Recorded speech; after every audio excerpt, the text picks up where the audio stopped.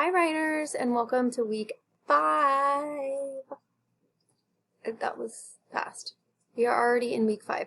Here is a snapshot of what's happening this week. You see there's 4 discussions to engage in, assignments, whatever you want to call them. Most of our assignments are linked to discussions, so you can share them with others and get some feedback, which is what we would do if we were in a face-to-face class.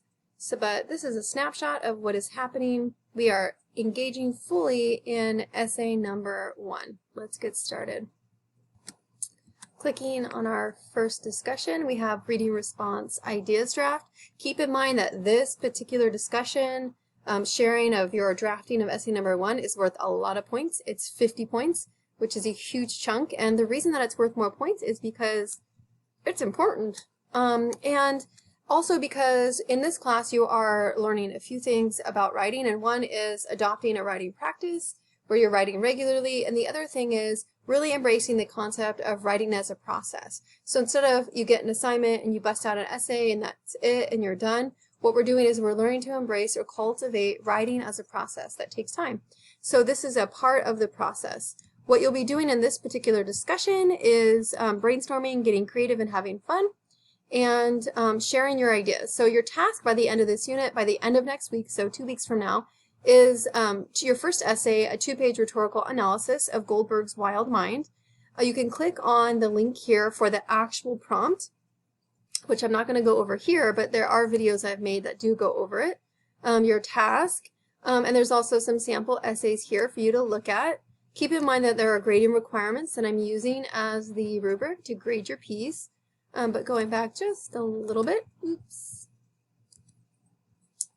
to that discussion, this first one, what you're going to do is you're going to decide which of the readings you want to engage in for your 2-page response. Now, I would encourage you to pick 1 or 2, 3 at the most, because it's only a 2-page reading response. You don't have to write an entire 10-page essay on it. And so it's better to focus on a little bit and to go deeper into it than try to focus on too much and then just skim the surface of that. What I want you to do in your response is I want you to engage thoughtfully and share your honest ideas about the impact that the reading had on you, or what you've learned from it, or what you're taking away from it.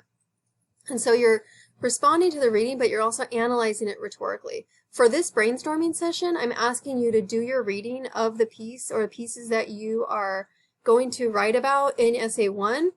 So talk to the text, tattoo the text, and also do a cluster or brainstorm where you're connecting your piece to the rhetorical triangle. So I've done that here as a way to kind of help you see what it is I'm asking you to do. That would be like the first stage. You may have already done this because you can pick a reading that you've already discussed over the last several weeks, and that's cool too. So if you've already done these 2 steps, then you're going to consider these questions. So what stands out to you about the story or the stories that you picked?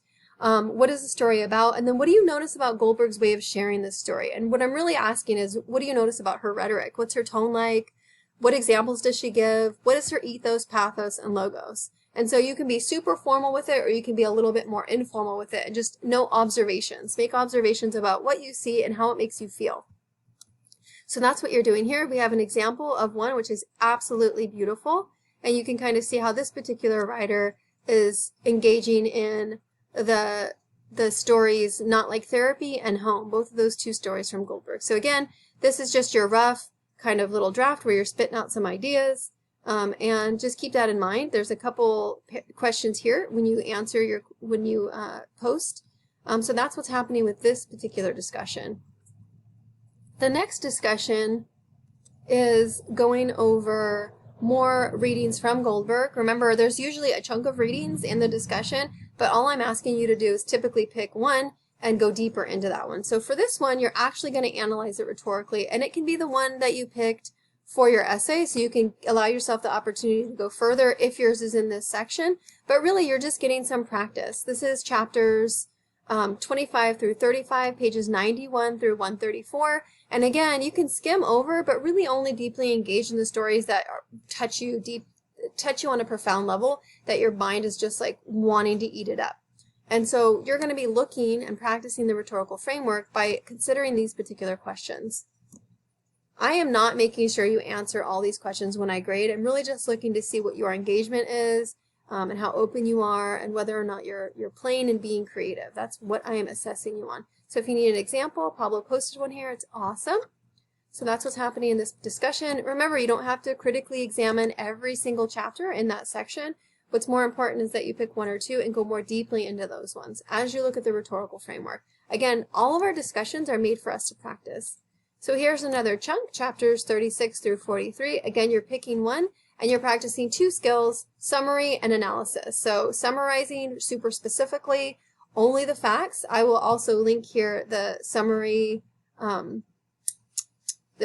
requirements so that you have them. Let me do that now. Bam, and here it is. The art of summary. Again, this is by far, summarizing is by far one of the #1 skills that will assist you as a writer, especially in the academic world in college. You're constantly being asked to summarize. So keep in mind that there is a specific way to write an academic summary. It has certain guidelines, just the facts, third person, mention the title of the chapter and the author's name in your summary. And then again, you can skim over this. This should look familiar, and there's a sample summary on here for you.